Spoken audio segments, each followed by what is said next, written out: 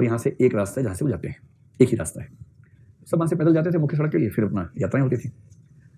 अब क्या हुआ कि इस सड़क पर करीब 8-10 दुकानें खुल गई कसाईयों की, मांस की दुकानें, बकरा, मुर्गा, मछली, वो सब। अच्छा, बकरे की दुकान पे आपको बकरे टंगे हुए देखते हैं 5-6 यूनिफॉर्मिटी के साथ, तो देख के अच्छा लगता है, ठीक है, लेकिन उनके अंदर का मसाला भी रखा हुआ नीचे थोड़ा खराब लगता है, अंतड़ियाँ पड़ी हैं, ये पंख पड़े हैं, तो मतलब ऐसे मुझे खराब लगता है। मैं शाकाहारी हूं ना, आपको हो सकता है मुंह पानी आता हो कि कितना अच्छा मांस है, मजा आ गया, अभी यहीं चाट लूँ इसको, ऐसा मन हो सकता है किसी का मन करता हो। जैसे हमें नहीं अच्छा लगता क्योंकि हम शाकाहारी हैं, हमें नहीं अच्छा लगता। वो जैन मोहल्ला था।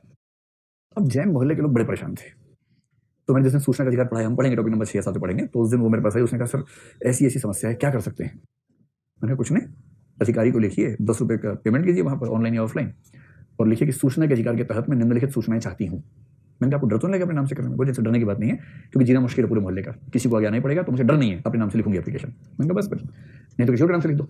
कई लोग ऐसा करते हैं, कई के नाम से लिख देते हैं, या ईमेल नंबर देते हैं, केवल ईमेल आईडी दिया तो उस पर जवाब आता है। वो साहस वाली लड़की थी, उसने मेरे नाम से लिखा, फिर पूछा सर किसको भेजना है। मैंने देखो कोई ना समझ में आए तो भेजो एसडीएम को, वो ना समझ में आए तो भेजो डीएम को, बात खत्म। उसकी जिम्मेदारी है उसके बाद, क्योंकि डीएम पूरे जिले का मुखिया है, तो डीएम की जिम्मेदारी होगी कि उसका ऑफिस सही ऑफिस को भेजे, 3 दिन के अंदर भेजना पड़ेगा। तो उसने सीधे डीएम को लिखा, माननीय जिलाधीश महोदय, सूचना के अधिकार के अंतर्गत कृपया निम्नलिखित सूचनाएं प्रदान करने का कष्ट करें। मैंने कहा खुद को कलेक्टर समझ के ही लिखना है, बहुत सविनय निवेदन है, प्रणाम है, आपको ये सब नहीं करना है, अधिकार से लिखना है। निम्नलिखित सूचनाएं प्रदान करने का कष्ट करें। नंबर 1, इस सड़क पर कसाईयों की कुल कितनी दुकानें हैं? मैंने कहा बताना मत कुछ, केवल पूछना उससे। नंबर 2, क्या ऐसी दुकानों के लिए किसी लाइसेंस की आवश्यकता होती है या नहीं? नंबर 3, यदि होती है तो जिन जिन दुकानों को लाइसेंस दिए गए कृपया उन सबके लाइसेंस की फोटोकॉपी संलग्न करें, और मैं उसके लिए फोटोकॉपी की कीमत अदा कर रही हूं। उसमें अदा करना पड़ता है, 2 रुपये पर पेज होता है, वो पे करना पड़ता है उसके लिए। नंबर 4, यदि अनुमति नहीं दी गई है तो कृपया जांच करवाएं कि क्या कुछ दुकानें अवैध रूप से चल रही हैं, और यदि हाँ तो जो जांच आप करवाएंगे उसकी रिपोर्ट की प्रतिलिपि मुझे भिजवाएं। आपकी आज्ञाकारी कखग। और ये आगे करने लिखा, मतलब साथ में 10 रुपये का वो जो पोस्टल ऑर्डर है वो लगाया, भेज दिया कलेक्टर के ऑफिस में, इतना ही किया। फिर 5-6 दिन बाद एसडीएम का फोन आया, उसके पास फोन नंबर था उस पर। उस एसडीएम से पहले वो मिल चुकी थी एक बार कि सर ऐसी दिक्कत है, उसे बता दिया था कि चलो चलो चलो तुम्हें नहीं खाना ना खाओ, जो खा रहे खाना दो उसको। अब उस एसडीएम ने फिर से फोन किया, बहुत मोहब्बत से बात की उससे कि अरे बेटा आप उस दिन आए थे, हाँ बेटा मैं आओ बेटा किस दिन ऑफिस में बात करते हैं बेटा। तो उसने कहा ठीक है सर मैं कल आ जाती हूँ। फिर नेक्स्ट डे गई ऑफिस में, पूरा ऑफिस स्वागत करने के लिए बाहर खड़ा हुआ था, आइए आइए आइए सर, सर आप वेट ही कर रहे हैं, आइए प्लीज आइए आप आइए। फिर सर कह रहे हैं कि यार बेटा हमें तो पता ही नहीं था, हमें तो कल जांच की, 8-10 दुकान चल रही है वहाँ, तो हमें तो पता ही नहीं था। ऐसी दुकान चल सकती है किसी जिले में जो एसडीएम को ना पता हो, या पता भी और पता भी आया था वहाँ से, चलो ऐसी बात है। और एसडीएम ने कहा कि बेटा क्या लोगे, चाय कॉफी क्या लोगे? तो उसको भी अच्छा लगा, कॉफी मंगवा दीजिए, ठीक है, जब मिल रही है फ्री में कॉफी तो क्यों नहीं पियेंगे भाई, एसडीएम पिला रहे तो क्यों नहीं पियेंगे, पीनी चाहिए। फिर कि डीएम साहब का फोन आया था, मैं डीएम साहब से मिलने गया, वो बड़े नाराज हो रहे थे कि क्या हो रहा है इलाके में, इतना भी ध्यान नहीं रखते। तो बेटा आपसे एक निवेदन है, चिट्ठी वापस ले लो। तो इसको मैंने पहले कहा था चिट्ठी वापस लेने का दबाव आता है बहुत ज्यादा, वापस मत लेना वरना मामला खराब हो जाएगा। ये बोली कि सर वापस तो नहीं ले पाऊंगी चिट्ठी, मैंने तो कुछ पत्रकारों को बता रखा दिल्ली में, वो कह रहे थे कि अगर जवाब आ जाए और काम ना हो तो मुझे बताना, फिर मतलब देश के अखबार में छापेंगे। तो अब दबाव समझ कितना हुआ। उसके बाद एसडीएम ने कहा बेटा अगर हम दुकानें बंद करवा दे तो, फिर इसने कहा तब मैं वापस ले सकती हूँ चिट्ठी, कोई दिक्कत नहीं है। अगले 3 दिन में सारी दुकानें बंद हो गई, एकदम बंद, पूरी गली साफ। और उसके बाद एसडीएम ने फिर बुलाया, गनीमत है कि इसने नहीं कहा कि आप घर ही आ जाओ, मैं फ्री नहीं उस समय। आ ही जाता उस समय, क्या करता बेचारा, एक बड़ी तमीज से अदब से ये वहां गई और फिर उसने कहा देखो बेटा सब दुकानें बंद करवा दी है, देख लिया आपने? उसने कहा हाँ मैंने देख लिया। तो बेटा वापस ले लो एप्लीकेशन, डीएम साहब नाव में है। तो उसने कहा ठीक है सर। फिर एप्लीकेशन एक और लिखी कि मैंने जो सूचनाएं मांगी थी मुझे अन्य स्रोत से प्राप्त हो गई हैं, अब मुझे इसकी आवश्यकता नहीं है, कृपया उस पत्र को खारिज समझें। सर साइन किया, वो पत्र गया, डीएम ने राहत की सांस ली, एसडीएम ने राहत की सांस ली, दुकान वालों ने अलग जगह ढूंढी अब कहाँ लगाई। ये ताकत है सूचना के अधिकार की। इसलिए अगर जनता के पास सूचनाएं हों पर्याप्त तो बहुत सारी गलत चीजें समाज में चल रही हैं वो अपने आप ठीक हो जाती हैं, ये विश्वास काम करता है। अभी आप सबके चेहरे पर जो भाव आ रहा है मैं समझ रहा हूँ कि आज ही मैं भी लिखता हूँ, 10 ही रुपए की तो बात है, आज ही लिखता हूँ। लेकिन सरकार भी तबाह हो चुकी है, सरकार ने अब इसका मैकेनिज्म निकाल लिया टालने के, तो सरकार टालती है किसी तरह से घुमा फिरा के मैनेज करती है। तो जिसमें पेशेंस ठीक ठाक है वो तो अभी भी सरकार को तबाह कर सकता है, अगर पेशेंस कम है तो दिक्कत है। मतलब पहली बार में क्या बोलेंगे, 30 दिन का समय है, फिर जवाब आएगा आपका पत्र लोकहित में नहीं है, इससे कोई लोकहित नहीं सध रहा, इसलिए सूचना नहीं दी जा सकती। अब इसकी अपील करनी होगी, अपील वाला जवाब खराब से देगा, सेकंड अपील करेंगे, तो सेकंड अपील में जाके चीजें ठीक होने लगती हैं। लेकिन उतनी पेशेंस कम लोगों के पास है ना, और जिनके पास ज्यादा है उनमें से कुछ की हत्या हो गई। क्योंकि वो सरकार के जो गैंग चल रहे हैं ठेकेदारों के, उन पर खतरा आता है। तो मैंने पहले कहा इंटीग्रिटी ज़्यादा है तो खतरा है, थोड़ी दिक्कत आती है। चलिए, ट्रांसपेरेंसी में प्रोफेशनल या एडमिनिस्ट्रेटिव लाइफ में सिटीजन चार्टर एक चीज़ है, आरटीआई एक चीज़ है। अगर इन दोनों चीज़ों का बखूबी पालन हो तो आप कह सकते हैं कि वहाँ ट्रांसपेरेंसी बेहतर होती है। ट्रांसपेरेंसी के फायदे क्या होते हैं? देखो, पर्सनल लाइफ में इसका एक बहुत बड़ा फायदा होता है। क्या राजस्थान कौन सा एग्जाम्पल? हाँ ठीक है, जन पोर्टल भी ठीक है। ऐसे तो बहुत सारे ऐप्स आ रही हैं आजकल सरकार की। जो ट्रांसपेरेंसी का जो फायदा है ना, पर्सनल लाइफ में बहुत फायदा है। सबसे बड़ा फायदा ये कि बहुत सारी बातें याद नहीं रखनी पड़ती। आप ये बात कितने लोग समझ पाए इस बात को? मैं फिर से बोलता हूँ, आप बताना कितने लोग इस बात का मर्म समझ पा रहे हैं। जीवन में ट्रांसपेरेंसी का सबसे बड़ा फायदा है कि बहुत सारी बातें याद नहीं रखनी पड़ती। क्या मतलब है इसका? युगल बाबू बताएंगे। नहीं, छिपाना नहीं। हरिवंश राय बच्चन का एक शेर है बहुत प्रसिद्ध, गर छिपाना जानता तो जग मुझे साधु समझता, शत्रु मेरा बन गया है छल रहित व्यवहार मेरा। क्या होता है कि हम छिपाते हैं ताकि लोग गलत ना समझें। अगर कोई अपनी बात खुल के बोल दे, दो लोग गलत समझ लें, दो लोग गलत, तो जिंदगी भर का सुकून है कि मैंने वही बोला जो मैं बोलना चाहता था। और जो लोग झूठ बोलते हैं उनका संकट ये है कि भूल जाते हैं कि किसको क्या बोला था। तो बहुत कुछ याद नहीं रखना पड़ता, झूठों को बहुत याद रखना पड़ता है कि इसी प्रश्न का जवाब इसको ये दिया था, इसको ये दिया था, इसको ये दिया था, इसको ये दिया था। तो बहुत कुछ याद रखने से मुक्ति है पर्सनल लाइफ में। इसलिए सच बोलना अच्छा रहता है। कोई आपसे पूछे उठ पटांग सवाल ना, झूठ मत बोलो, सच बोल दो। कोई अगर यही पूछ ले कि यार तुम्हें देख के लगता है कि तुम्हारी नीयत ठीक नहीं है, खराब इंसान हो, ईमानदारी से बोल दो कि हाँ मुझसे ऐसी गलती जीवन में 2 बार हुई, पर हाँ इतना ही है। कोई दोस्त पूछे कि यार तुम दोस्त ही हो ना, कभी कभी लगता है कि उससे ज्यादा अपेक्षाएं हैं, उसको बोलो कि हाँ मेरे मन में ये बात है, झूठ नहीं बोलूंगा, हाँ मन में ये बात है, लेकिन मुझे अपनी सीमाएं पता है, चिंता मत करो। खत्म। क्या झूठ बोलना? एक झूठ बोलेंगे 50 बार झूठ को बनाए रखने के लिए और झूठ बोलने पड़ेंगे। एक सच बोला, सीने के ऊपर से पत्थर हट गया। कुछ बच्चे बड़े खुश हैं इस बात से, क्या जवाब मिल गया, क्या जवाब देना है ना, एकदम चेहरे पर ऐसी चमक दिख रही है कि बस यही जवाब ढूंढने आए थे। तो पहली बात, बहुत कुछ याद रखने की जरूरत नहीं, क्योंकि आपने कोई झूठ बोला ही नहीं है। तो झूठ नहीं बोला तो मस्ती से काम चलाओ, क्या दिक्कत है। और क्या फायदा पर्सनल लाइफ में होता है ट्रांसपेरेंसी का? अंत में वही फायदा है, अगर आप ट्रांसपेरेंट है तो आपकी साख और विश्वसनीयता ज्यादा रहेगी।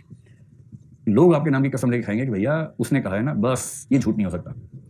और इसका फायदा किसको मिलेगा? आपको ही मिलेगा। आप जो बात कहेंगे लोग उस पर विश्वास करेंगे, फिर सारे फायदे आपको मिलेंगे। जो प्रोफेशनल लाइफ में क्या फायदा होगा? प्रोफेशनल लाइफ का फायदा ये होगा कि एक तो आपका ऑफिस जो है, भाई जनता का विश्वास तो एक बात है ही, जनता का विश्वास, जनता का स्नेह, वो तो एक बात है ही। ट्रांसपेरेंसी का फायदा क्या होता है कि आपका काम अपने आप होने लगता है, प्रोडक्टिविटी बढ़ जाती है। प्रोडक्टिविटी जबरदस्त तरीके से बढ़ जाती है। कैसे बढ़ जाती है? अब सोचिए कि एक ऑफिस में मान लीजिए बिजली चली गई, जैसी बिजली जाती है हर आदमी बिजली वाले को फोन करने लग जाता है। अगर बिजली वाले सिर्फ इतना कर दें कि जिस इलाके में बिजली जाएगी वहां के जो मोबाइल नंबर्स हैं उन सब पर 1 घंटे पहले मैसेज भेज दें कि आज रात को 9 से 11 बजे तक बिजली जाएगी, क्योंकि ट्रांसफार्मर चेंज होना है और खेद है हमें, आपके कष्ट के लिए पहले से खेद है। जैसे ये सूचना गई, उसके बाद बिजली गई, तो जो 1000 फोन वहां जाते मुश्किल से 10 फोन जाएंगे, 20 फोन जाएंगे, और बाकी लोग आपस में ही डिस्कस कर लेंगे कि हाँ मैसेज आया था, ये आप भी देख लीजिए, 11 बजे बिजली आएगी, बात खत्म हुई। तो उस ऑफिस की प्रोडक्टिविटी बढ़ी या कम हो गई? बढ़ गई, क्योंकि उनको बहुत सारी अनावश्यक सूचना देने से बचने का मौका मिल गया, क्योंकि सूचना पहले जनता के पास पहुंच गई थी। इसलिए जनता का स्नेह मिलता है, प्रोडक्टिविटी बढ़ती है, और कुल मिला के एक कल्याणकारी प्रशासन का जो काम है वो काम बेहतर होता है। तो आप सीधा बोलें, कल्याणकारी प्रशासन के उद्देश्य पूरे होते हैं। और इसी में वो पॉइंट जोड़ दीजिए कि जनता की भागीदारी शामिल हो जाती है। जैसे ही जनता की भागीदारी हुई, आप मान के चलिए कि काम आपका बेहतर हो जाएगा। आजकल कोई भी पब्लिक वर्क होता है ना, जैसे कोई सड़क बन रही है तो वहाँ एक बोर्ड लगा हुआ दिखेगा आपको कि यह कार्य कौन कर रहा है, कितने का प्रोजेक्ट है, कौन सी एजेंसी कर रही है, कौन सी कंपनी कर रही है, अनुमानित लागत क्या है, कब तक खत्म हो जाएगा। ये ट्रांसपेरेंसी है। भाई जनता के पैसे खर्च हो रहे हैं, जनता को पता होना चाहिए, सीधी सी बात है, इसमें क्या गलत है। चलिए अब बताएं कि पारदर्शिता पे अगर आपसे 150 शब्द लिखने के लिए कोई कहे तो आप लिख देंगे, कागज फाड़ देंगे एकदम उत्तर पुस्तिका में छेद हो जाए, चाकू से लिख के आना। परीक्षक से कहना कागज को सूरज के सामने रखो, तब दिखेगा क्या इसके अंदर लिखा है। पहला वर्ग पूरा हुआ, अब आइए वर्ग क्रमांक 2। वर्ग क्रमांक 2 में हम लेंगे सबसे पहले एम्पैथी को।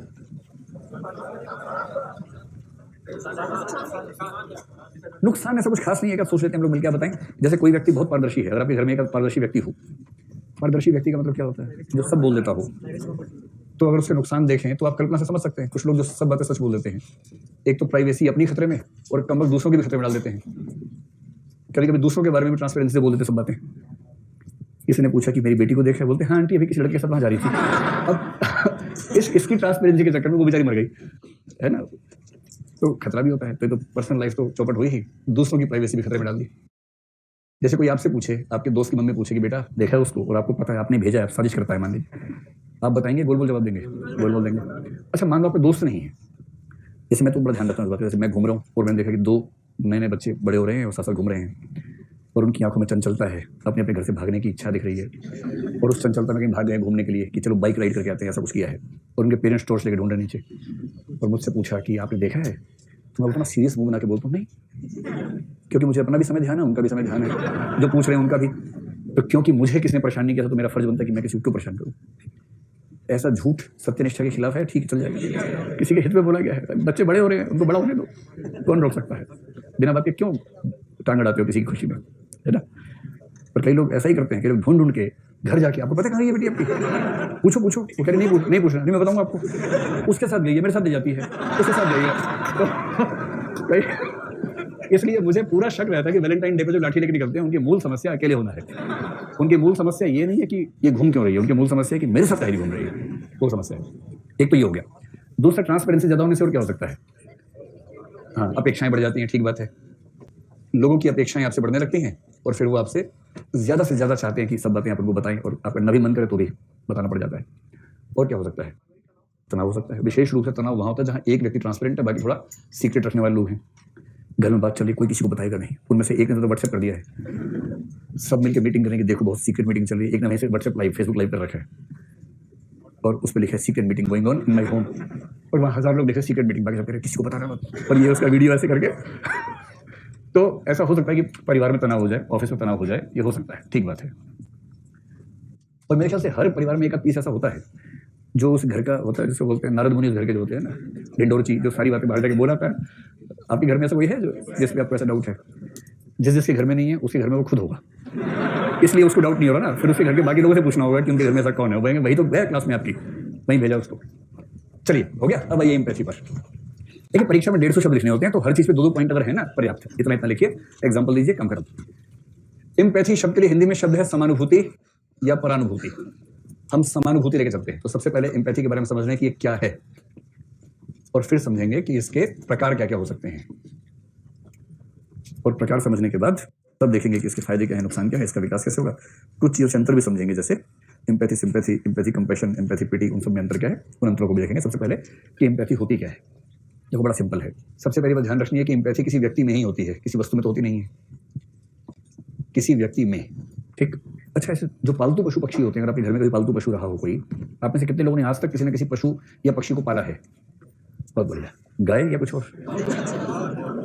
क्योंकि गांव में आमतौर पर गाय का रिवाज रहता है ना। कितने लोगों ने गाय पाली? हाथ खड़ा करें। हाँ बस, गौ माता।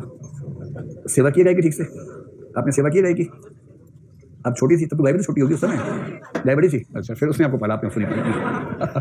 पर खेले तो होंगे उसके साथ खूब, गोबर तो उठाया होगा उसका, मौका नहीं मिला कभी? चलिए मिल जाएगा। और कितने लोगों ने गाय के अलावा कोई और पशु पक्षी पाला है? अच्छा, क्या? चूहा? चूहा तो पाला आपने? White rat. आजकल वैसे क्रेज है यूरोप में, चूहा पालने का क्रेज है, चूहा, बिल्ली। हाँ ये भी है, कह रहे इजी रहता है पालना चूहा, क्योंकि नेहरू घर में कमरा छोटा होता है, उसमें चूहा ही आ सकता है एक्स्ट्रा, या मक्खी या चूहा तो ही आ सकते हैं। उसको लेके भी जाते हो? कैसे ले जाते हो? अच्छा डब्बे में, मेरे जेब में तो ले जाते हो? डब्बे में ले जाते हो, ठीक है। हाँ तो ये बताइए, अगर आपके पास कोई पशु पक्षी है या आपने किसी को देखा है, आपके किसी दुख के समय पशु पक्षी का कैसा रिस्पॉन्स रहता है? वो नॉर्मल रहता है, खुश रहता है कि दुखी हो जाता है? दुखी हो जाता है। ये मैं इसलिए कह रहा हूँ कि इसके बावजूद हम ये नहीं कहते कि एनिमल्स में एम्पैथी है, हम ये कहने से बचते हैं। मनोविज्ञान मान के चलता है कि एम्पैथी मनुष्यों का गुण है, हालांकि उसका काफी हद तक लक्षण पशु पक्षियों में दिखता है। और ऐसा होता है कि घर में कोई दुख हो तो घर के बाकी प्राणी दुखी नहीं होते उतने ज्यादा, एनिमल्स ज्यादा दुखी हो जाते हैं, उनके चेहरे से, हरकतों से दिखता है। लेकिन जब भी परिभाषित करेंगे तो किसी व्यक्ति में किसी अन्य व्यक्ति या किसी अन्य प्राणी या किसी काल्पनिक चरित्र, तीनों में से कोई भी स्थिति हो सकती है, ठीक। किसी व्यक्ति में किसी अन्य व्यक्ति या किसी अन्य प्राणी, प्राणी का मतलब समझ गए, प्राणी में कौन कौन आ गया? पशु आ गए, पक्षी आ गए, है ना, कुछ भी, या किसी काल्पनिक चरित्र की मनः स्थितियों को समझने की क्षमता, की मनः स्थितियों को समझने की क्षमता, इसको बोलते हैं एम्पैथी। एक बार पूरा ऐसा बोल दीजिए। सबसे पहली बात, ये क्षमता किसमें होती है? व्यक्ति में, है ना, केवल व्यक्ति तक सीमित रखेंगे, एनिमल्स पे लेकर नहीं जाएंगे। तो किसी व्यक्ति में दूसरों की मनः स्थितियों को समझने की क्षमता, किंतु किस किस की मनः स्थिति को समझने की क्षमता, उसमें 3 चीजें हैं। पहला कोई व्यक्ति, दूसरा कोई प्राणी, तीसरा काल्पनिक चरित्र। ये काल्पनिक चरित्र क्या होता है? जैसे जब हमारे घर में कुछ महिलाओं ने गजनी फिल्म देखी, वो तब से आज तक सदमे में है कि एक बार बस पता लग जाता उसको। आप समझ रहे हैं? गजनी फिल्म देखी आप लोगों ने? उसकी नायिका को अंत तक पता नहीं चला कि जो कि संजय सिंघानिया, ये नाम था संजय सिंघानिया, कि संजय सिंघानिया वही है। मतलब मैंने देखा मेरे घर की 2-3 महिलाओं की आंख से आंसू लगातार बहे कि एक बार बस पता लग जाता, तो पता लग जाता। ये जो गम है ना, इसको बोलते हैं एम्पैथी। अच्छा, उन 2-3 महिलाओं को मैंने बाद में कई बार समझाने का प्रयास किया कि देखो, ना तो नायिका मरी है, ना नायिका पागल हुआ है, नायिका को मेमोरी लॉस है नहीं, वो ठीक है, अभी दूसरी फिल्म में काम कर रहा है, और नायिका मरी नहीं, उसका करियर भी शुरू हुआ है, वो कई फिल्मों में काम करेगी। तो नहीं, आपको रस नहीं आता चीज़ों को ना, आप हटो, एक बार पता लग जाता बस। वो जो दुख है ना, वो दुख।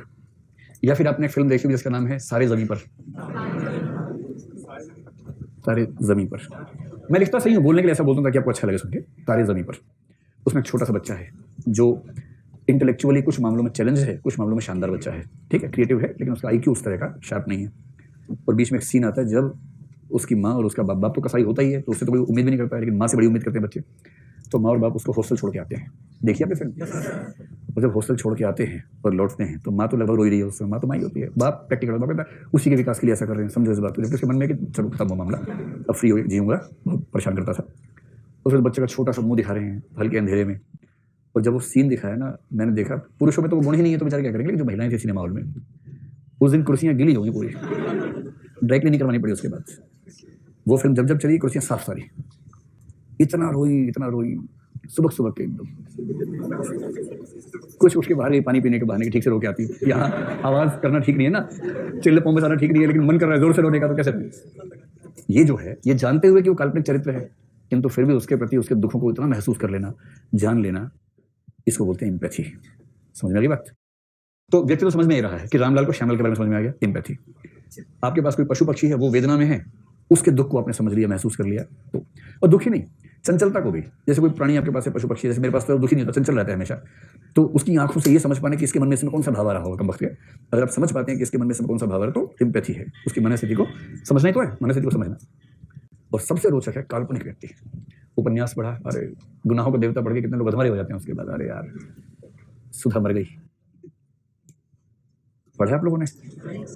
चंद्र बहुत दुखी है, वो पढ़िएगा, गुनाहों का देवता है ना, पढ़ लेना उसको। आप लोगों की उम्र के सबसे अच्छा उपन्यास है वो, इस उम्र में अच्छा लगता है सब पढ़ना। शॉर्ट में नहीं बताएंगे, ठीक से पढ़ो उसको, ठीक से पढ़ोगे तो इसका विकास होगा।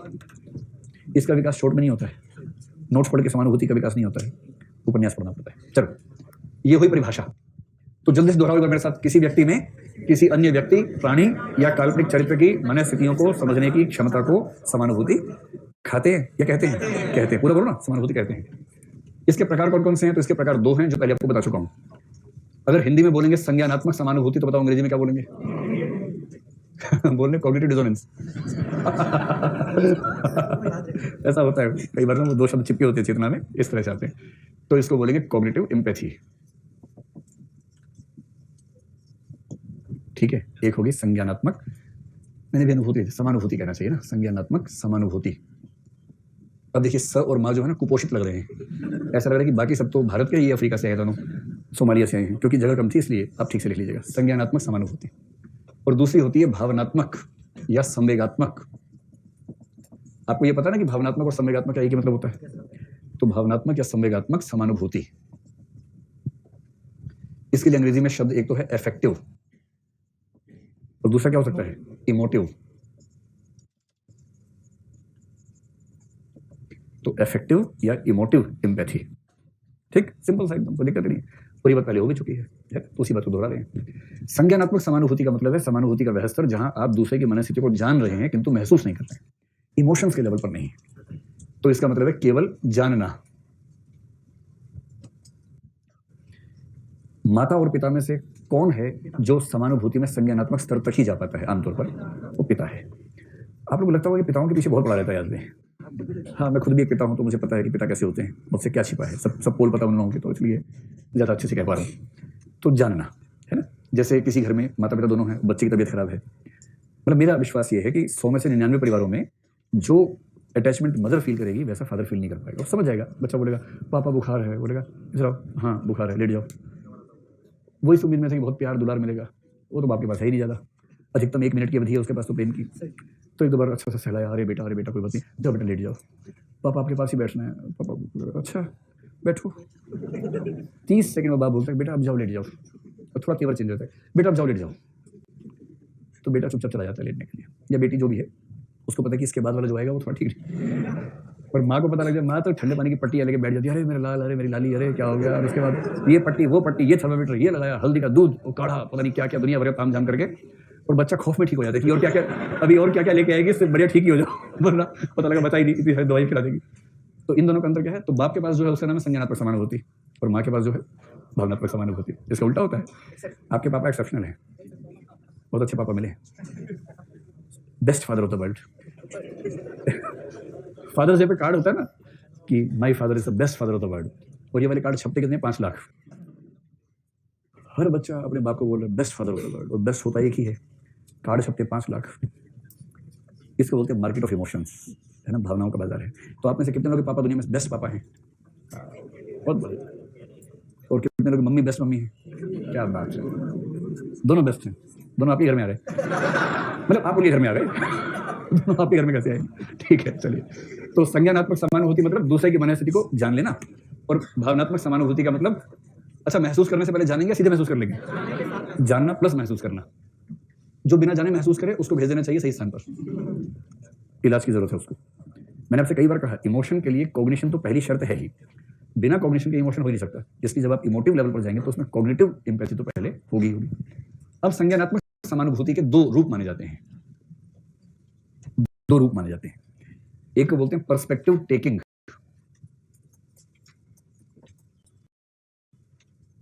हिंदी में इसको बोलते हैं परिप्रेक्ष्य ग्रहण। लो लिख दिया थोड़ा बड़ा। देखो पर्सपेक्टिव है PERSPECTIVE, perspective, taking TAKING, taking, ठीक है। और दूसरा हिंदी में है परिप्रेक्ष्य ग्रहण। तो जहां लिखा है थोड़ा बड़ा वहां कर देता हूं परिप्रेक्ष्य। और ग्रहण तो जानते हैं जैसे सूर्य ग्रहण चंद्र ग्रहण, वैसे ही परिप्रेक्ष्य ग्रहण, ठीक, पर्सपेक्टिव टेकिंग। दूसरा जो भेद है उसको बोलते हैं फैंटेसी, FANTASSY, या कहीं कहीं सिंगल एस भी आता है, फैंटेसी। फैंटेसी के लिए हिंदी में शब्द है कल्पना, कल्पना। तो कॉग्निटिव एम्पैथी के 2 रूप हो सकते हैं। एक है पर्सपेक्टिव टेकिंग। पर्सपेक्टिव टेकिंग का मतलब ये होता है, एक अंग्रेजी का मुहावरा है, putting your feet into the shoes of others, दूसरों के जूते अपने पैर में पहनना, ये उनका मुहावरा है। हिंदी का मुहावरा ये नहीं है, पर हिंदी में भी सेंस तो है ही। और इसका मतलब ये है जब किसी दूसरे के बारे में कुछ कहो तो खुद को कुछ समय के लिए उसकी स्थिति में रख के देखो, और जैसे ही आप खुद को उसकी स्थिति में रख के देखेंगे आप पाएंगे कि आपकी नफरतें खत्म हो जाएंगी, शायद आपको दया आने लगे, उसके बाद आप उसके पर्सपेक्टिव से बात समझ पाएंगे। इसलिए अगर कभी आपके साथ झगड़ा वगड़ा हो जाए ना तो झगड़ा करो मत, पहले समझो कि सामने वाला झगड़ा क्यों कर रहा है, उसका पक्ष क्या है। और अधिकांश मसलों में जब आप पक्ष समझेंगे, अधिकांश मसलों में क्या होगा, विवाद ही खत्म हो जाएगा। और यदि विवाद नहीं भी खत्म होगा, अगर दूरियां मान लीजिए 2 व्यक्तियों में इतनी हो चुकी हैं कि अब वो स्थिति नहीं है, तो कम से कम दूरी की स्थिति में भी नफरत नहीं होगी, गुस्सा नहीं आएगा, एक दूसरे का पर्सपेक्टिव समझते हुए शांतिपूर्ण तरीके से संवाद हो पाएगा। तो पर्सपेक्टिव टेकिंग वो क्षमता है जिसमें आप किसी दूसरे व्यक्ति या प्राणी के स्थान पर खुद को रखकर सोच पाते हैं, यदि मैं होता तो मैं क्या करता। और 100 में से 99 बार आप पाएंगे यदि आप भी होते तो आप भी वही करते जो वो कर रहा है। और इसलिए जो व्यक्तिगत नफरत वगैरह होती है ना, उस बिंदु पर आकर समाप्त हो जाती है। बात स्पष्ट हो गई। दूसरा है फैंटेसी। फैंटेसी यानी कल्पना का मतलब है जब काल्पनिक चरित्रों के स्तर पर इसी बात को लेकर आ जाएंगे तब बोलेंगे कि ये फंतासी है, काल्पनिक चरित्र। इसके 2 मतलब कहीं कहीं मिलते हैं। एक तो ये मिलता है काल्पनिक चरित्रों का परिप्रेक्ष्य ग्रहण फैंटेसी है कि किसी व्यक्ति के बारे में सोचा समझ में आ गया, लेकिन यदि आप गजनी के बारे में सोच पा रहे हैं और आपको लग रहा है कि अगर मैं इसकी जगह होता तो मेरे साथ क्या होता, मेरी क्या स्थिति होती। या ऐसी फिल्म सोचिए जिसमें किसी वंचित वर्ग के किसी नायक या नायिका की जिंदगी की स्थितियां बताई गई हों। जैसे ये फिल्म आई थी ना जिसमें आर्टिकल 15 है, जैसे, या जो बलात्कार पर एक फिल्म आई थी कुछ दिन पहले 375 सेक्शन 375 है ना। तो उसके किसी एक नायक या नायिका को दिमाग में रख के अगर आप महसूस कर पा रहे हैं, सोच पा रहे हैं कि अगर मैं होता तो क्या स्थितियां बनती, तो उसको बोलेंगे कि फैंटेसी की स्थिति है। एक और बात, यहाँ काल्पनिक चरित्र का मतलब सिर्फ ये नहीं है कि किसी को फिल्म में देखा, उपन्यास में देखा, वो नहीं। कभी कभी ये भी हो सकता है कि आपने ना उपन्यास में देखा ना फिल्म में देखा, आप खुद कल्पना से कोई चरित्र गढ़ पा रहे हैं और उसकी स्थितियों को महसूस कर पा रहे हैं। तो ये जो रचनाकार होते हैं ना, उनमें एक क्षमता ज्यादा होती है, काल्पनिक चरित्र गढ़ना और फिर उसकी मनस्थितियों को समझना। इसके लिए थोड़ी सी ज्यादा क्षमता चाहिए, लेकिन करने वाले कर लेते हैं। इसको यूं कहेंगे, साहित्य की भाषा में दो शब्द होते हैं, मुझे पूरा विश्वास है कि साहित्य के विद्यार्थियों को भी याद नहीं होंगे। आप में से कितने लोग साहित्य के विद्यार्थी चेक कर लेते हैं आज इसी बहाने? अच्छा, तो मैं एक शब्द बोलता हूँ, दूसरा बोल देना, लिटमस टेस्ट हो जाएगा। पहला शब्द है भावयत्री प्रतिभा, बोलना नहीं, हाथ खड़ा करना केवल कि सेकंड वर्ड कौन सा होगा इसके बाद। 1 2 3 3 है, चलिए इससे लिटमस टेस्ट हो गया। जो 150 हीरो बन रहे थे, हम हैं साहित्य के विद्यार्थी, ऐसी की तैसी हो गई सेकंड में, है ना। उसका नाम आया, ठीक है, कार्यत्री प्रतिभा बोलते हैं। इसका मतलब है कि इमोशंस के लेवल पर एक पाठक होने के लिए भावयत्री प्रतिभा काफी है कि आप समझ पा रहे हैं। रचनाकार होने के लिए सेकंड लेवल चाहिए, जिसको मैं ये कह रहा हूं कि आप काल्पनिक चरित्रों को गढ़ सकते हैं, और जिनको गढ़ते हैं उनकी अनुभूतियों के बारे में, मनस्थितियों के बारे में सोच सकते हैं, और उस तरह से सोच के उनके बारे में लिख सकते हैं। ये बड़ी क्षमता है। अब आइए भावनात्मक या संवेगात्मक समानुभूति। इसका काल्पनिक चरित्र में स्वप्न को, वो चरित्र नहीं होता काल्पनिक तो, हाँ, स्वप्न में कोई कैरेक्टर देखा उसको ले सकते हैं, हाँ हाँ उसको ले सकते हैं। ऐसा तो होता ही है, सपना देख रहे हैं, सपने में किसी को देखा और उस व्यक्ति का कोई दुख हुआ, आपने दुख को जान भी लिया, महसूस भी किया, आंसू आंसू भी आ गए, फिर नींद खुली, देखा आंखें गिली हैं। ऐसा होता है ना कभी कभी, हाँ। तो अगर ऐसा हो रहा है तो ऐसा मतलब वो फैंटेसी वाली स्थिति हो सकती है, ठीक है। भावनात्मक या संवेगात्मक समानुभूति के भी दो स्तर हैं, मैंने उस दिन आपको संकेत किया था। एक को बोलते हैं इम्पैथिक या इम्पैथेटिक कंसर्न कहते हैं। तो इम्पैथिक कंसर्न, इसके लिए हिंदी में शब्द है समानुभूतिक चिंता।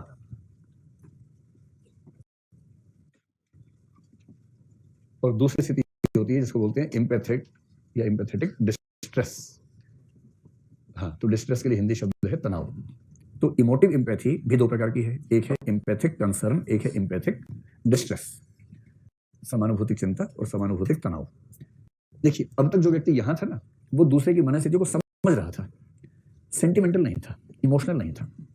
आप ये बताएं कि जैसे आप सड़क पे जा रहे हैं, सामने एक भिखारी आ गया आपके, तो क्या जरूरी है कि हर मामले में आपको दया की भावना ही आएगी, या कभी कभी ऐसा होता है कि आप समझ रहे हैं किंतु भावना नहीं आ रही कुछ खास आपके अंदर से? ऐसा होता है ना कभी कभी, ये भावना नहीं आ रही पर हाँ आपको समझ में आ रहा है कि व्यक्ति कष्ट में है, आप उसकी मदद करें ना करें अलग बात है, आप समझ पा रहे हैं। जब बात समझने से बढ़ जाए आगे और जब आपके इमोशंस उठने लगे, तब दो स्थितियां हो सकती हैं। पहली स्थिति है जिसमें थोड़ा सा कंट्रोल आपका बना हुआ है, दूसरे में कंट्रोल खो जाता है। कंट्रोल बने होने का मतलब अब आपको वेदना महसूस हो रही है, स्पेशली जब कोई बुरी स्थिति में हो, उसको देखकर अगर वेदना महसूस होती है तो आप इम्पैथिक कंसर्न की स्थिति में, आप चिंतित हैं उसके लिए, आप चाहते हैं कि उसकी मदद कर दें, और मदद कैसे करें आपको समझ में आ रहा है नहीं आ रहा है, लेकिन आप अपनी तरफ से परेशान हैं, बेचैन हैं कि कैसे उसकी हेल्प करूं, मैं क्या कर दूं कि वो ठीक हो। इस तरह की मनस्थिति अगर है तो ये इम्पैथिक कंसर्न है। बस कंट्रोल में रहना है, ये नहीं कि जिसको चिंता है वो ठीक से घूम रहा है और इधर वाले लोग बेचारे तड़प रहे हैं बिना पानी की मछली की तरह से, ये नहीं। तो कंट्रोल में है ना, सीमित रूप से चिंता है, कुछ करने की इच्छा है, ये है। अगर ये चिंता इतनी बढ़ जाए कि पता लगा चिंता का एक कारण और बन गया है, इसको बोलते हैं इमोशनल या इम्पैथिक डिस्ट्रेस। मैंने कहा था ना कि आग लग गई है, 10-20 लोग जल गए हैं, मर गए हैं, कलेक्टर साहब पहुंचे, डीसीपी साहब पहुंचे, डीसीपी ने आते पूछा भी क्या हुआ, अधिकारी ने कहा सर 20 लोग मर गए हैं, एक छोटा बच्चा मर गया है, छोटे बच्चे की लाश आई। तो डीसीपी जमीन पे बैठ के रोने लगा जोर जोर से, गला फाड़ फाड़ के, सीना ठोक ठोक के रो रहा है जोर जोर से, नीचे सिर पटक पटक के रो रहा है जोर जोर से। उसकी माँ की परफॉर्मेंस कमजोर हो गई है उसके साथ, माँ रो रही है जोर जोर से, नेचुरली रो रही है माँ, लेकिन माँ को लोग कम देख रहे हैं, कह रहे हैं कि माँ से ज्यादा तो ये परेशान लग रहा है डीसीपी साहब। तो ऐसा डीसीपी आपको अपने इलाके में चाहिए कि नहीं चाहिए? नहीं चलेगा। पता लगा जहां गया रोने लग जाता है, तो कैसे वो समाधान करेगा? तो जब कोई व्यक्ति इतना सेंटिमेंटल हो जाए कि डिस्ट्रेस में आके, तनाव में आके अपना आपा खो बैठे, अपना इमोशनल कंट्रोल खो बैठे, उसको बोलते हैं इम्पैथी का चरम स्तर, यानी कि इमोशनल या इम्पैथिक डिस्ट्रेस। इनमें सबसे अच्छी स्थिति कौन सी है आपके हिसाब से? मतलब केवल कॉग्निटिव काफी है, थोड़ा सा इमोटिव भी हो, और इमोटिव हो तो कौन से लेवल पे हो, पगला जाना है या केवल हल्का हल्का तनाव होना चाहिए? तो आप बताइए कि empathic concern is the best form of empathy. इसलिए कोई आपसे पूछे कि आप इम्पैथी का विकास करना चाहते हैं, कितनी मात्रा में करना चाहते हैं, बोलना इतनी मात्रा में करना है, इसके बाद पगला नहीं जाना है हमें, इतना ही ठीक है। चलिए, अब कोई आपसे पूछ सकता है कि इम्पैथी और सिंपैथी में क्या अंतर है, तो मैंने एक दिन बताया था। तो इम्पैथी एंड सिंपैथी,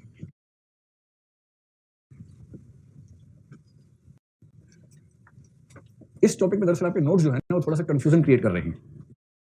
तो मेरा पहला निवेदन है कि इस टॉपिक पे नोट्स को मत पढ़िए, मैंने लिखे हैं, लेकिन उसमें दो व्याख्याएं लिखने से क्या हो गया कि बच्चे कंफ्यूज हो जाते हैं। हम एक सिंगल व्याख्या लेके चलेंगे तो अच्छा रहेगा, या मैं दोनों समझा दूंगा फिर कहूंगी कौन सी यूज करनी है, जैसे नोट्स में है वही करो, चलो वही करते हैं। इसकी एक है लोकप्रिय धारणा,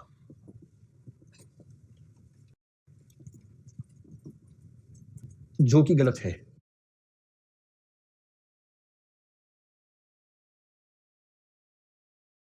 ठीक है, बता इसलिए रहा हूं कि गली मोहल्ले में बात करेंगे तो लोग ऐसी बात करेंगे, तो पता रहना चाहिए। नोट्स भी पढ़ेंगे तो उसमें एक व्याख्या लिखी हुई मिलेगी, तो पता रहना चाहिए, इसलिए बता रहा हूं। लोकप्रिय धारणा के अनुसार सिंपैथी से अगला चरण है एम्पैथी। पहला लेवल है सिंपैथी, दूसरा लेवल है एम्पैथी। ये लोग मानते हैं कि सिंपैथी का मतलब है यह समझ पाना, यानी कॉग्निटिव लेवल पे जाना, यह समझ पाना कि तुम्हारी स्थिति क्या है, यह है सिंपैथी। किसी के दुख में शरीक होना, यह है सिंपैथी। इस समझ पाने में थोड़ा सा शरीक होना भी शामिल है ना, उसके शोक में, उसके दुख में, उसकी चिंताओं में शामिल होना, किंतु इतना ही शामिल होना कि सेल्फ और अदर का अंतर बचा रहे। अरे ये अंतर बना रहे कि भाई मैं सहानुभूति रखने वाला व्यक्ति हूं, तुम्हारे जीवन में बुरा हुआ है तो सीधी सी बात है कि मेरा इंटेंसिटी का लेवल तुमसे कम होगा, मैं उतनी इंटेंसिटी पे नहीं जा सकता जितनी इंटेंसिटी पे तुम चले गए हो, ये अंतर बना रहे तो बोलते हैं कि ये सिंपैथी है। तो कोई दुख में है तो उसको कहना कि मैं तुम्हारे दुख में तुम्हारे साथ हूं, मैं कुछ भी कर सकूं तुम्हारे लिए, तो मुझे अच्छा लगेगा, निसंकोच बताना, बेहिचक बताना। लेकिन सबसे बुरा क्या होता है, जैसे मान लीजिए आपकी कोई दोस्त है, उसके घर में कोई शोक की घटना घट गई, किसी के माता पिता में से किसी की मृत्यु हो गई, दादा दादी की हो गई किसी की मृत्यु, बड़ा अच्छा दोस्त है आपका, बड़ी अच्छी सहेली है मान लीजिए, अब आपको उसके दुख में जाना है, आपको ये पता है कि आपका दोस्त या आपकी सहेली जो भी है वो उस दुख में एकदम शैटर्ड है, टूट गया है या टूट गई है, आप न जाएं ये तो बहुत बदतमीजी लगेगी, जाना ही चाहिए या कम से कम फोन करना चाहिए, पर आपको उतना दुख हो नहीं रहा क्योंकि आपकी अटैचमेंट तो थी नहीं उस व्यक्ति से।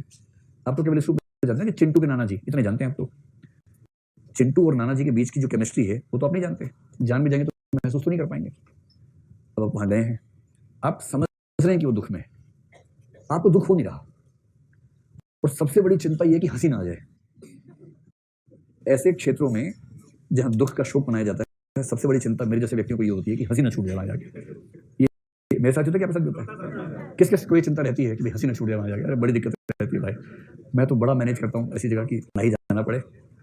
कई बार क्या होता है ना, फिर जैसे वहां गए और वहां आपने गलती से देख लिया कि जो 3-4 महीने ठीक से बैठी थी, अभी एक 5वीं महिला की आती जो ग्रुप सॉन्ग शुरू हुआ उसके बाद कोरस में, तो वो देख के हंसी छूट जाती है बुरी तरह से। बड़ा मुश्किल होता है वहां हंसी रोकना, चैलेंज अपने आप में। सोचिए दोस्त के घर में डेथ हुई किसी की, आप जाके ठाका मार रहे हो, पता लगा कि गए थे संवेदना में, दोस्त ने लात मार के निकाला है। तू इतना नीच निकलेगा, तू इतनी नीच निकलेगी सोचा भी नहीं था। सब दुख में, मैं दुख में हूँ, तुझे हंसी सूझ रही है। अब क्या कहें कि अबे तेरे दुख में मैं साथ हूँ, अच्छा मैं कितना भी साथ दे लूं, नाना जी वापस आएंगे नहीं, सीधी सी बात है, मैं साथ हूँ तेरे दुख में, और जब भी दिक्कत आएगी मैं हमेशा साथ ही रहूंगा। लेकिन यार ये ड्रामा देख के हंसी आती है हंसी, तो क्या करें? तो ऐसे व्यक्ति को जाने नहीं चाहिए, जैसे मैं तो आमतौर पर नहीं जाता हूँ, बचता हूँ, बहुत बचता हूँ, इसी भय से कि कहीं कुछ ऐसा ना हो जाए कि लेने के देने पड़ जाए। गए थे किसी के दुख में, अपने दुख में लौट के वापस, तो क्या फायदा भाई, ऐसा मत करो। तो अब इसमें क्या हो रहा है कि मैं दुख समझ रहा हूं पर अंतर बचा हुआ है। ये लोग कहते हैं कि एम्पैथी का मतलब है किसी दूसरे के दुख में इतना शामिल हो जाना, इस तरह से शरीक होना कि अंतर मिट जाए कि ये तेरा दुख नहीं, ये मेरा दुख है, ऐसा भाव, ये अंतर ही ना रहे कि दुख किसका है। इसलिए आपके नोट्स में एक शब्द है जहां स्व और पर का अंतर समाप्त हो जाए। स्व यानी मेरा दुख, पर यानी किसी और का दुख, किसी और के दुख और मेरे दुख का अंतर बीच से मिट जाए तो ये समानुभूति, सम अनुभूति, एकदम एग्जैक्टली सेम अनुभूति, ये इसका मतलब है। इसकी सिचुएशन ये है कि चिंटू के नाना जी गए हैं और मिंटू गया है दुख व्यक्त करने के लिए। चिंटू मिंटू बराबर रो रहे हैं, उनकी फ्रीक्वेंसी, उनकी जो बेस है, जो तान है, आरोह अवरोह, सब बराबर है। लोग तनाव में हैं कि इनमें से किसके नाना जी गए हैं, समझ नहीं आ रहा है। एकदम इक्वल परफॉर्मेंस दोनों की, जबरदस्त परफॉर्मेंस है, ठीक है। अब वैसी स्थिति में आप तनाव में है कि इनमें से किसके साथ ऐसा हुआ है, तो जब ये स्थिति हो तो बोलेंगे कि जो चिंटू को दुख हुआ उसको लेकर जो मिंटू है कौन सी स्थिति में चला गया, स्व और पर का अंतर भूल गया। कभी कभी तो मिंटू चिंटू के आगे निकल जाता है कि चिंटू रोया 3 बार, मिंटू नीचे उठ ही नहीं रहा, एकदम लोट लोट के रो रहा नीचे। चिंटू कह रहा भाई नाना जी मेरे थे, क्या तेरे क्या मेरे क्या, और जोर से धाड़ा मार गया। तो Mintu can be greater than Chintu, Mintu can be equal to Chintu, और Mintu can be lower than Chintu. So if Mintu is equal to Chintu, ये कौन सी समानुभूति है, ये वाली है समानुभूति। अगर कम है तो सहानुभूति है, ज्यादा है तो पगलापन है, इसको फिर क्या बोले, फिर तो अलग ही हालत है। लेकिन जो मैंने आपसे कहा ये कौन सी धारणा है, लोकप्रिय धारणा, जो कि तो इससे चक्कर में आना नहीं। अब सुनो ठीक धारणा, मनोविज्ञान की धारणा जो कि सही है।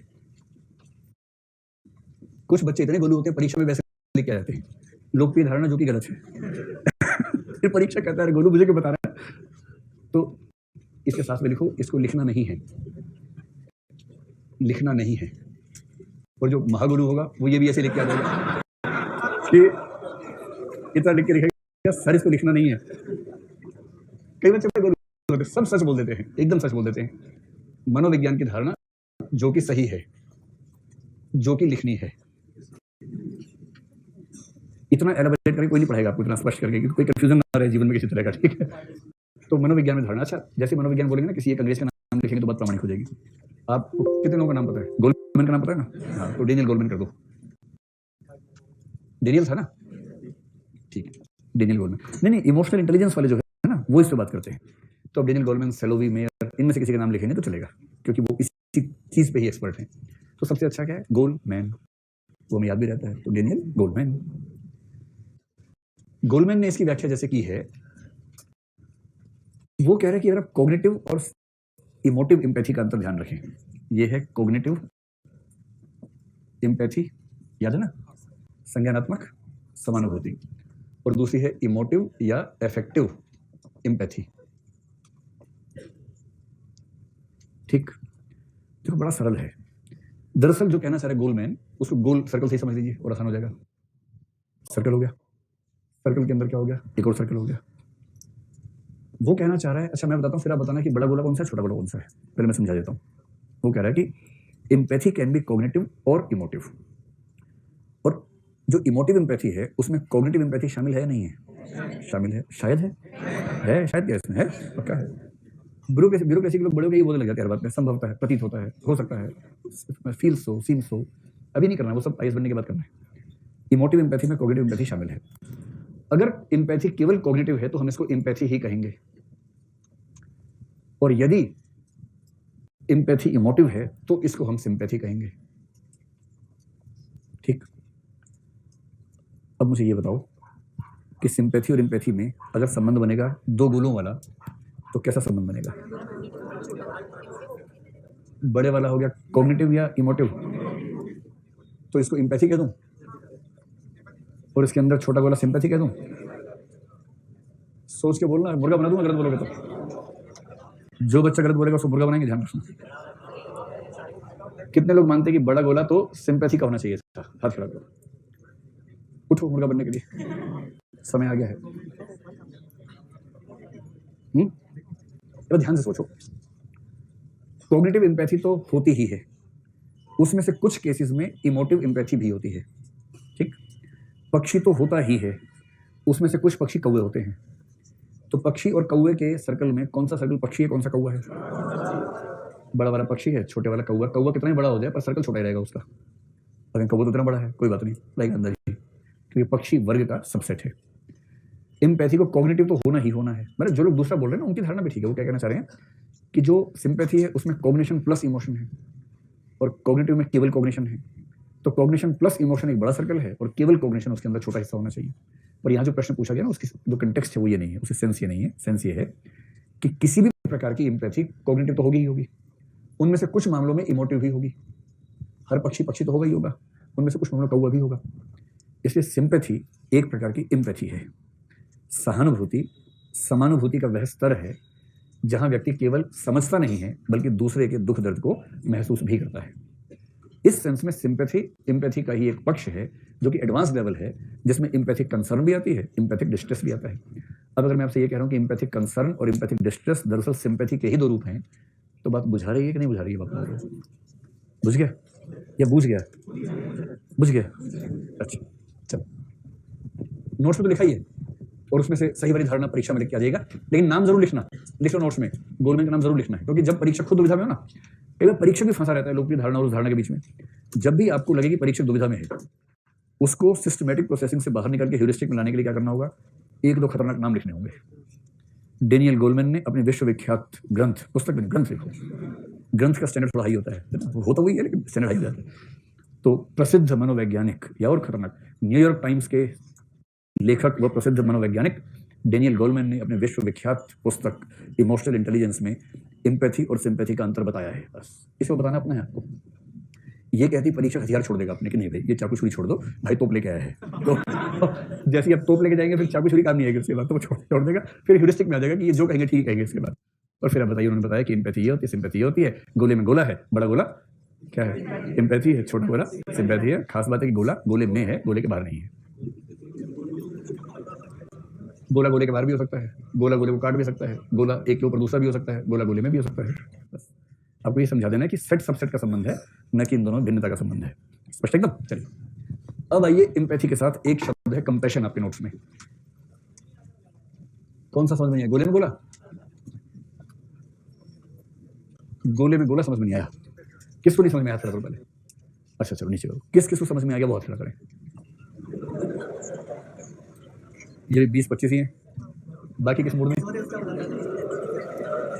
जो दे उसका भला, जो ना दे उसका भला। चलिए देखिए, तो कंपैशन क्या है, करुणा। पहले वो जिन्होंने कहा नहीं समझ में आया वो समझ ले। देखो इधर जो था वो तो लिखना ही नहीं है, उसको हटा दो। जो इधर वाला था वो समझा रहा हूँ, मनोविज्ञान वाला। मनोविज्ञान के हिसाब से जो समानुभूति है, ऐसा देखो, समानुभूति के दो भेद थे, संज्ञानात्मक था और भावनात्मक था। ठीक है, सिंपल सी बात है। इन चारों को मिला के बोलते हैं समानुभूति।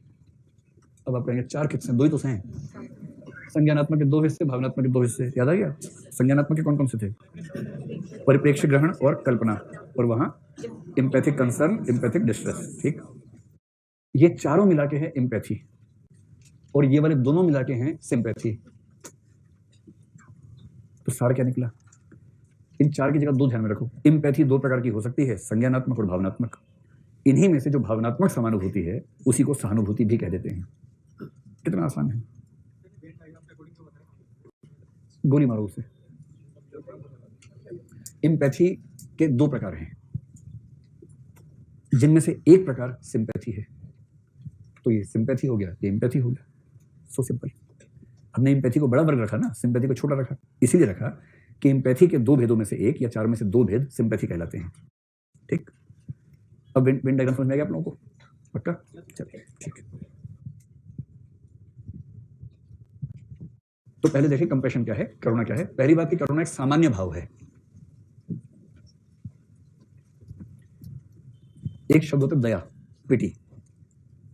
दया और करुणा में मूल अंतर यह होता है कि दया जो है एक स्पेसिफिक सिचुएशन में आने वाला भाव है, विशेष भाव है। और मोटे तौर पर संबंध यह है कि करुणा का सामान्य भाव किसी विशेष स्थिति में जब व्यक्त होता है तो उसको हम दया कह देते हैं। एक सेंस में इसका संबंध यह है। ठीक है, और करुणा के लिए ऐसा कहा गया, जैसे कि महात्मा बुद्ध ने कहा कि, बुद्ध ने क्या, कई लोगों ने कहा कि अगर आप सामाजिक जीवन जीते हैं तो एक ही भाव मन में होना चाहिए, जो सारे भावों का मूल भाव है, वो करुण भाव है। तो बुद्ध ने इसको बहुत महत्व दिया है।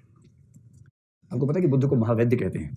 बुद्ध ने कहा कि दुनिया में महासागरों में जितना जल है उससे ज्यादा तो लोगों ने आंसू बहाए हैं, और उनकी दिली तमन्ना थी कि वो उन आंसुओं को पहुंच दें। उन आंसुओं को पहुंचने का उनके मन में बड़ा गहरा भाव था। तो करुणा का मतलब है सामान्यतः इस भाव में रहना कि मैं दुनिया के दुख दूर करना चाहता हूँ। हाँ, बोधिसत्व भी उसी का रूप है ना। तो सामान्य भाव इसमें क्या क्या होता है करुणा में? पहली बात ये होती है कि दूसरों के दुखों को, दूसरों के दुख का मतलब ये नहीं किसी खास दूसरे का दुख, क्योंकि किसी खास दूसरे के दुख में दुखी होना तो बहुत सामान्य बात है। अगर आप मोहब्बत में तो भी हो जाते हैं, आपको किसी से प्रेम है और उसने आपके साथ मोटा सांसू बहा दिया एक, तो आपकी भावनाओं की दुनिया में क्या आता है? सुनामी, चक्रवात, भूकंप सब आना शुरू हो जाता है। फिर आप कहते हैं बस तू नाम बता दे एक बार, बस तू नाम बता। आज उसका नामो निशान नहीं। आप हत्या के मूड में आते हैं उस समय की बस। और फिर क्या करना है? एक दो और मोटे आंसू बहा के एक नाम बोल देना है किसी बेकसूर व्यक्ति का, बस शांति जनसंख्या कंट्रोल में आ जाएगी देश की। एक निपट गया। ये नहीं, ये तो किसी विशेष व्यक्ति का दुख हुआ ना, जो आप देख नहीं पा रहे, इसलिए नहीं देख पा रहे कि आपके हार्मोन्स बैलेंस में नहीं है। एक होता है सामान्य दुख, कि कोई भी व्यक्ति दुख में है तो मुझे दुख होता है। अगर ये भाव मन में है तो उसको बोलेंगे करुणा का भाव है। इसलिए करुणा किसी व्यक्ति विशेष के प्रति पैदा हुआ ऐसा नहीं होता, सामान्य भाव है कि मैं दुनिया में किसी का भी दुख देख नहीं पाता। अगर ये भाव है तो हम कहेंगे कि इस व्यक्ति के भीतर कंपैशन है, करुणा है। बात समझ में आ रही? तो दूसरों के दुख के प्रति तीनों चीजें इसमें होनी चाहिए। पहला है संज्ञान होना चाहिए। एटीट्यूड में क्या तीन चीजें होती थी? संज्ञान, भावना और व्यवहार करने की मतलब प्रेरणा। आपको दूसरों का दुख समझ में आता हो, दूसरों के दुख के प्रति आपके मन में भावनाएं आती हो, ये भावना की कैसे मैं इनका दुख दूर कर दूं, ये भावना भी आनी चाहिए। और तीसरी बात, क्रिया करने की तत्परता भी होनी चाहिए, या क्रिया की इच्छा भी होनी चाहिए। आपका मन करे कि मैं किसी तरह से हेल्प कर दूं किसी की, और ये भाव किसी स्पेसिफिक व्यक्ति के बारे में न हो, सामान्य हो, जिसको हम परोपकार का भाव कह सकते हैं। तो दूसरों के दुखों को समझने की संज्ञानात्मक क्षमता, महसूस करने की भावनात्मक क्षमता और उन दुखों को दूर करने की इच्छा, इन तीनों के समुच्चय को बोलते हैं कंपैशन या करुणा की मनस्थिति। यहां तक स्पष्ट हो गया? अब जिस व्यक्ति में करुणा है वो व्यक्ति कई मामलों में दया के बिंदु पर पहुंचेगा। तो एक बात हो सकती है कि करुणा और दया में क्या अंतर है। करुणा और दया में क्या अंतर है? एक अंतर तो मैंने स्पष्ट आपको पहले कर दिया कि एक तो इनमें से सामान्य भाव है और एक विशेष भाव है। दया कैसी होती है? जैसे मान लीजिए कि आप बाइक से जा रहे हैं, रेड लाइट आ गई, बाइक रोकी आपने। अब भिखारी जो होते हैं ना, उनका भी एक पूरा मोडस ऑपरेंडी होता है, उनको तरीका पता है बिजनेस करने का अपना। जो सचमुच बहुत वंचित है वो तो भिखारी दिल्ली में बन नहीं सकता। दिल्ली में भिखारी बनने में वैकेंसी कम है और डिमांड बहुत ज्यादा है। हर चौराहे का रेट होता है, चौराहा बिका होता है एक बड़े भिखारी के पास, उसके गुरु के काम करते हैं वहां पर। अगर ये चीज समझनी है तो इस पर एक फिल्म आई थी, ट्रैफिक सिग्नल नहीं था, फुटपाथ था नाम, ट्रैफिक सिग्नल थी ना। इसकी क्या नाम है उस आदमी का जिसने बनाई थी पेज 3, हाँ मधुर भंडारकर, उसकी फिल्म है। उसमें भीख का जो बिजनेस है उसकी बड़ी अच्छी व्याख्या है। थोड़ी बोरिंग फिल्म है लेकिन हाँ समझने के लिए अच्छी फिल्म है। अब जो दिल्ली में सच में बहुत बुरी स्थिति में, वो भिखारी बन नहीं सकता। कोई भिखारी बना हुआ है समझ ठीक ठाक स्थिति में है। और दिल्ली में कोई भिखारी अगर आप उसी घर पे छापा मार देंगे ना तो 10, 20, 25 लाख रुपए तो मिल ही जाएंगे उसके पास। ऐसे कुछ केसेस आए भी हैं इस बीच में, आते रहते हैं बीच में। ये मैं इसलिए कह रहा हूँ कि मैं भिखारियों के प्रति आपकी करुणा कम करना चाह रहा हूँ बेसिकली, इसलिए मैं आपसे कह रहा हूँ। और यदि आप एक भिखारी को दया के मारे भीख देते हैं तो आप किसी ना किसी छोटे बच्चे के हाथ पैर कटवाने के जिम्मेदार बन जाते हैं। इस बात को ध्यान रखिएगा। किसी बच्चे के हाथ पैर कटे थे इसलिए भीख मांग रहा है, ऐसा नहीं है। क्योंकि हाथ पैर कटे होने पर ही भीख मिल पाती है, इसलिए बच्चों के हाथ पैर कटते हैं। इन रिलेशनशिप रिवर्स है, जो हम समझते हैं वो नहीं है रिलेशनशिप। इसलिए अगर किसी बच्चे के हाथ पैर कटे और आपने उसको भीख दी तो आपने एक बच्चे के लिए और व्यवस्था कर दी। इसलिए जब जब दया ना संभले ना, कुछ इन काइंड की, जैसे मेरा तो तरीका है कि कोई बच्चा अगर बहुत ही रोनी सूर बना के आ जाए तो मैं अपने वाहन में कुछ बिस्किट रखता हूँ जानबूझ के। मैं रखता तो अपने लिए हूँ, इसलिए रखता कि उसको देना है तो मैं उसको खिला देता हूँ। वही पैकेट खोल के, बंद पैकेट नहीं कि बंद पैकेट तो फिर मिल जाएगा कहीं ना कहीं। पैकेट खोल के कि लो बेटा खा लो, उसका मिसयूज नहीं हो सकता, अब वो खाना ही पड़ेगा, उतना ठीक है। अब आप जा रहे हैं बाइक से, रुके रेड लाइट पे, एक आया उसने ऐसे ऐसे हाथ के नीचे से, अब मैंने कहा नीचे देखा, एक व्यक्ति बिना पैर के अजीब सा मुंह बना के, हाथ पैर उसके ठीक नहीं है और वो आपसे मतलब ऐसी आंखों से कह रहा है कि 2 दिन से खाना नहीं खाया, बाबूजी कुछ दे दो। आपको बहुत जोर की दया जाग गई, जाग जाती है ना कभी कभी। आपका मन करता है क्या करूं क्या ना करूं, फिर आप थोड़ी बाइक आगे कर लेते हैं, वो और वहीं आ जाता है, फिर ऐसे ऐसे करता है। अब उसको पता है कि इस व्यक्ति की दया जगाने में 3 से 4 सेकंड और लगने वाले हैं और रेड लाइट में भी 10-12 सेकंड बचे हुए हैं। बड़ा जबरदस्त उद्यम होता है वहाँ पर कि टाइम देख के वो पहले देखते हैं कि कितना जल्दी पिघलने वाला आदमी है। अगर किसी को देख के लेते पिघलेगा 1.5 मिनट में तो भाड़ में जाए, उसी टाइम फ्रेम में पिघलने वाला आदमी चाहिए उनको। जिसको देख के 30 सेकंड पिघल जाएगा वहाँ फिर वो उद्यम करते हैं, बाकी जगह उद्यम नहीं करते। इसलिए कई लोगों के पास जाते ही नहीं। जैसे किसने रोका, देखा हो मेरे पास आई नहीं रहा, कोई साइड से निकल जाते हैं कि मुंह पे लिखा है कि नहीं देगा कुछ, तो इसके पास क्यों जाएंगे। जिनके मुंह पे थोड़ा सा होता है ना, इमोशनल है, भावुक है, उनके पास जाते हैं। 30 सेकंड में हिसाब बराबर करना उनको, तो वो इतना रोनी सूरत वो सब करेंगे। आपको बहुत जोर से दया आ गया, बड़ा हैरान क्या कर दूं इसके लिए मैं। आपने पर्स के लिए हाथ अपना उठाया, इतने में ग्रीन लाइट हो गई। पीछे बार पी पी पी, दिल्ली का भी ग्रीन लाइट देके पागल हो जाता है। जैसे सांड लाल देके पागल होते हैं, कोई सांड लाल रंग देके जैसे पागल होता है, वैसे दिल्ली का आदमी ग्रीन देके पागल होता है। उसको लगता है कि फिर रेड ना हो जाए, टाइम खराब हो जाएगा, चलो चलो चलो पी पी पी। अब आपकी दया यहाँ तक आ रही थी, बस निकलने वाली थी।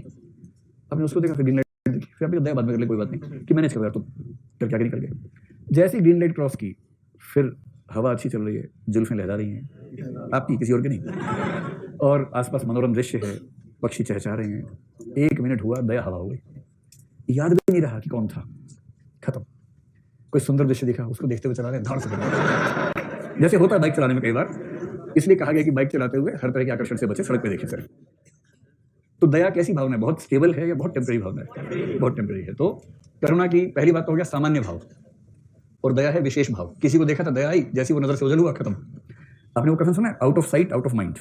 ये मोहब्बत की दुनिया का बहुत प्रसिद्ध कथन है, जिसको लॉन्ग डिस्टेंस रिलेशनशिप्स के बारे में कहते हैं कि भैया अगर किसी से प्रेम करो, बहुत दूर रहता हो, तो मेंटेन करना बड़ा मुश्किल है। कि प्रेम हो गया दिल्ली में, उसके बाद पता लगा नायक चला गया प्रतापगढ़ और नायिका मथुरा में है, और इंटरनेट दोनों के घर पे नहीं आता है। मतलब वो वाली कॉल नहीं हो रही, कौन सी वीडियो कॉल नहीं हो रही है, खाली SMS आ रहे हैं पुराने टाइप के। 1-2 महीने होते होते क्या होता है कि नायक किसी और को देख के सोचता है कि यही मैनेज कर लेता हूँ। उधर नायिका को भी लगता है कि मथुरा बहुत दूर है, प्रतापगढ़ बहुत दूर है, मथुरा ही ठीक है, बहुत वो आगरा तक देख लेंगे, ऐसा क्या है। तो चल नहीं पाता, क्योंकि out of sight out of mind. जो नजर से ओझल हुआ वो दिल से दूर हो गया। ये बहुत सामान्य मनोविज्ञान का नियम है।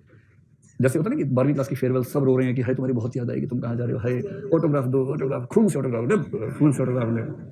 और वही दोस्त 6 महीने बाद पूछते भी नहीं दूसरे को, बहुत हुआ तो हाँ कहाँ, अच्छा वहाँ, ठीक है एंजॉय। क्योंकि नए दोस्त बनने हैं, नए दोस्तों में एकदम मस्त हैं, पुराने दोस्त याद नहीं आते हैं। ये इनस्टेबल फीलिंग्स हैं। स्टेबल फीलिंग वो है जो लगातार आपके मन के अंदर बैठी है, और इसलिए करुणा को बोलते हैं स्टेबल या स्थिर भाव, और दया जो है वो क्षणिक भाव है। इन दोनों में ये अंतर है। अच्छा, किसी ठीक ठाक व्यक्ति को ये मत कह देना कि आपको बहुत दया आ रही है मुझे, बुरा मान जाएगा सामने वाला, है ना। ये फिर भी ठीक है कि आपकी स्थिति देख के मुझे करुणा का भाव आ रहा था, ये भी अच्छा नहीं है और उतना बुरा नहीं है, क्योंकि दया जब हम करते हैं तो उसमें निहित होता है कि जिस पे दया कर रहे हैं वो खुद अपनी मदद नहीं कर सकता, तो बेचारगी का भाव इससे बहुत ज्यादा होता है। जिसके अंदर भाव आया उसके प्रति, या जिसको देख के भाव आया, जिसको देख के भाव आया, सब्जेक्ट जो है उसके प्रति बेचारगी का भाव, यानी कि ये खुद मुक्त नहीं हो पाएगा इस समस्या से, इसलिए काश मैं इसको मुक्त कर पाऊं। करुणा के लिए बेचारगी का भाव अनिवार्य नहीं है, हो भी सकता है, नहीं भी हो सकता है, क्योंकि सामान्य भाव है तो जरूरी नहीं कि बेचारगी का भाव हो ही। सामान्य भाव का मतलब नॉर्मली आपके अंदर वो भाव रहता है और दुनिया में किसी भी व्यक्ति को लेकर आपको ये फीलिंग आती है जो कष्ट में है, वो ज्यादा बेचारा है कम बेचारे से बहुत फर्क नहीं पड़ता है। इनमें से कौन सा भाव ज्यादा उच्च मूल्य माना जाएगा? करुणा एक हायर वैल्यू आप कह सकते हैं, और दया भी हायर है, किंतु करुणा की तुलना में इसका नैतिक महत्व या सामाजिक महत्व कम माना जाता है। यहां तक बात स्पष्ट हो गई। अब एक छोटा सा कंसेप्ट और समझते हैं आधे मिनट का, और वो कंसेप्ट है जिसको बोलते हैं कंपैशन फैटीग।